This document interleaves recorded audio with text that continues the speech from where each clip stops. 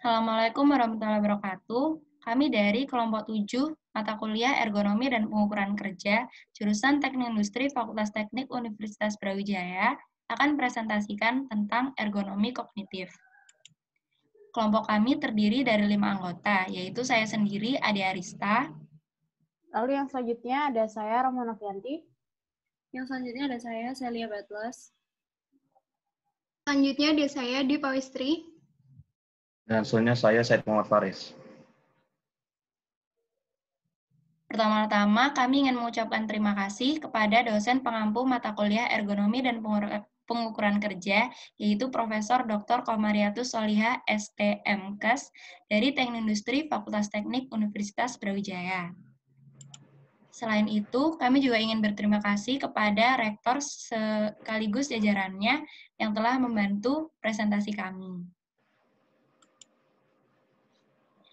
Yang pertama, saya akan menjelaskan abstrak. Pelayanan keamanan dan pelayanan peminjaman buku bergantung pada kinerja satpam dan petugas suatu perpustakaan. Penelitian ini membahas tentang pengaruh kemampuan kognitif berdasarkan Cognitive Failure Questionnaire atau CFQ terhadap kecepatan reaksi berdasarkan Test Reaction Time. Berdasarkan hasil uji linearitas menunjukkan kegagalan kognitif mempengaruhi kecepatan reaksi seseorang dalam mengambil keputusan. Lalu selanjutnya ada pendahuluan.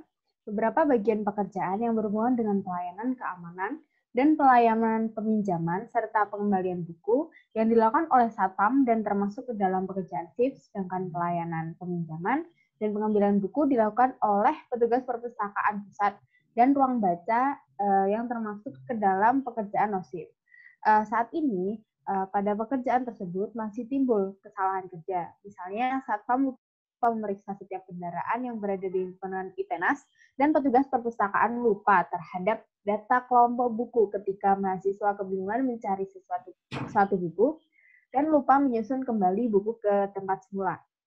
Penyebab terjadinya kesalahan kerja ini dapat dikaitkan dengan keterbatasan kognitif manusia, seperti daya ingat dan kapasitas pengolahan informasi. Keterbatasan kemampuan kognitif mempengaruhi kecepatan reaksi dari setiap individu dalam pengambilan keputusan. Tanggungannya, kemampuan kognitif berarti akan terganggu juga kecepatan reaksi dari seseorang individu. Nah, setelah ini saya akan menjelaskan tentang tinjauan pustaka. Yang pertama, pengertian dari ergonomi sendiri adalah ilmu yang mempelajari aspek-aspek manusia dalam lingkungan kerja yang ditinjau secara anatomi, fisiologi, psikologi engineering, manajemen, desain, atau perancangan dalam kaitannya dengan pekerjaan mereka. Sasaran penelitian ergonomi sendiri ialah manusia pada saat bekerja dalam lingkungan. Dapat dikatakan bahwa ergonomi merupakan penyesuaian tugas pekerjaan dengan kondisi tubuh manusia untuk menurunkan stres yang akan dihadapi, meningkatkan faktor keselamatan dan kesehatan, dan memaksimalkan produktivitas. Upayanya antara lain berupa menyesuaikan ukuran tempat kerja dengan dimensi tubuh agar tidak melelahkan, pengaturan suhu, cahaya, dan kelembapan bertujuan agar sesuai dengan kebutuhan tubuh manusia.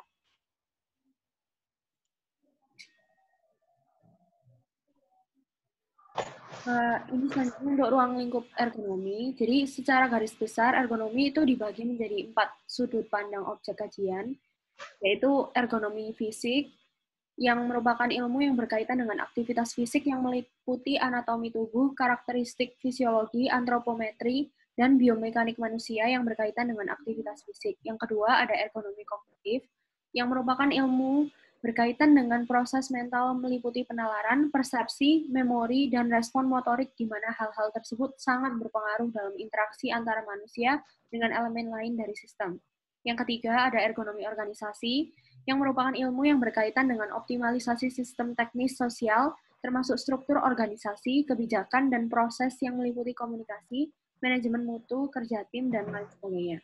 Yang keempat, ada ergonomi lingkungan, yang merupakan ilmu yang berkaitan dengan pencahayaan, kebisingan, temperatur, dan getaran.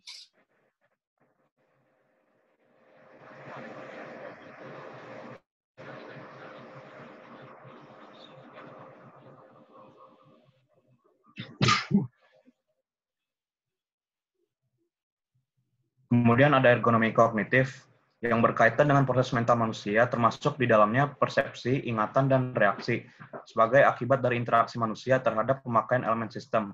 Kognitif terdiri dari 3 tahapan penting, yaitu persepsi, proses informasi, dan respon. Tahap-tahap dalam pemrosesan informasi manusia, yaitu perhatian, proses penginderaan, persepsi, working memory cognition, long-term memory, pusat pemilihan respon, dan pengambilan keputusan, serta feedback.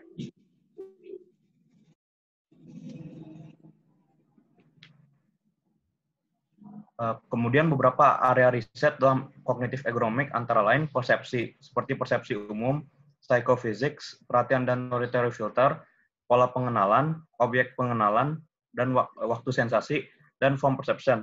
Kemudian ada kategorisasi, yaitu kategori induksi dan akuisisi, penilaian dan klasifikasi kategoris, kategori representasi dan struktur, serta similarity. Kemudian adalah memori yang mencakup penuaan dan memori autobiografi, memori konstruktif, emosi dan memori episodik, memori saksi mata, false memoirs, firelight memory, flashbulb memory, daftar bias memory, memori jangka panjang atau long term memory, memori semantis, memori jangka pendek atau short term memory, pengulangan berjenjang, sumber pemantauan, dan memori kerja.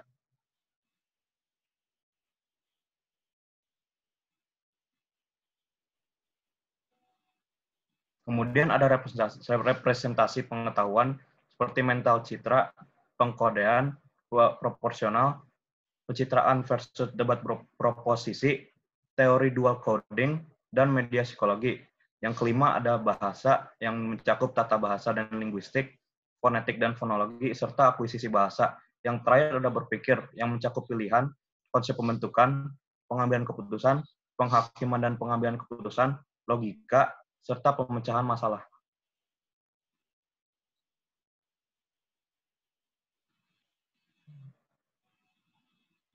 Kemudian dalam kecepatan reaksi terdapat 3 macam eksperimen dasar, yaitu Luce tahun 1986, Welford 1980 dalam Kuczynski 20. Pada buku A Literature Reaction Time, rata-rata kecepatan reaksi untuk simple reaction time eksperimen dengan stimulus visual adalah 0,268 detik. Itu terdapat dalam Kuczynski 20, sedangkan rata-rata pada recognition reaction time adalah 0,384 detik. Faktor yang mempengaruhi kecepatan reaksi adalah gairah, usia, jenis kelamin, dominan tangan yang digunakan, direct and peripheral vision, praktek dan kesalahan, kelelahan, berpuasa, gangguan pengalihan perhatian, peringatan akan stimulus bahaya, alkohol, personality type, olahraga, stimulan drugs, kecerdasan, dan cedera otak. Selanjutnya, pada kasus ini membahas tentang pengaruh kemampuan kognitif berdasarkan Cognitive Failure Questionnaire terhadap kecepatan reaksi berdasarkan Test Reaction Time. Maka metode yang digunakan adalah Cognitive Failure Questionnaire atau CFQ untuk mengukur kemampuan kognitif. Nah, sedangkan untuk Test Reaction Time diukur menggunakan software kecepatan reaksi yaitu Direct dengan stimulus visual atau T5 dan audio visual atau T6. Nah, CFQ ini adalah sebuah alat ukur yang berupa kuesioner yang di dalamnya terdapat ilmu psikologi untuk mengukur tingkat kegagalan kognitif seseorang terhadap lingkungan sekitarnya. Cognitive Failure Questionnaire ini terdiri dari 15 butir pertanyaan mengenai kesalahan-kesalahan yang sering terjadi pada keseharian orang yang menjadi objek penelitian. Nah, Cognitive Failure Questionnaire ini dirancang untuk mengukur persepsi, memori, dan penyimpangan motorik dalam kehidupan sehari-hari. Jika seseorang memiliki skor CFQ dalam kategori sedang sampai tinggi, berarti orang tersebut memiliki tingkat kegagalan kognitif yang tinggi. Nah, berdasarkan hasil uji linearitas menunjukkan kegagalan kognitif sangat mempengaruhi kecepatan reaksi seseorang dalam mengambil keputusan.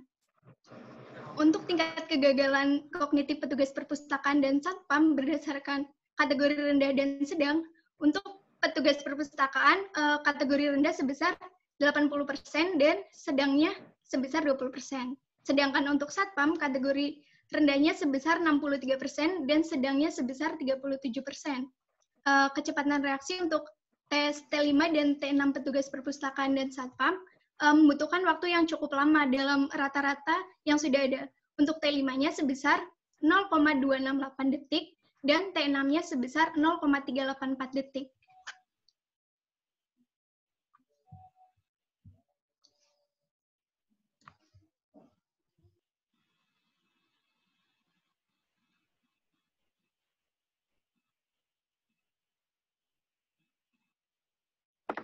Berikut adalah daftar pustaka yang digunakan dalam penelitian tersebut.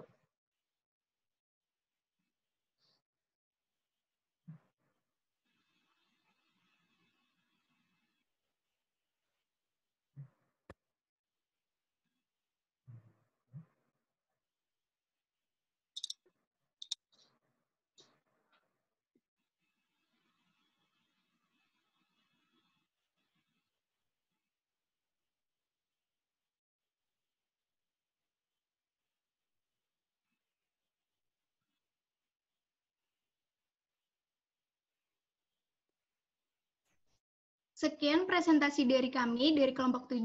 Apabila ada kesalahan, mohon maaf yang sebesar-besarnya. Wassalamualaikum warahmatullahi wabarakatuh.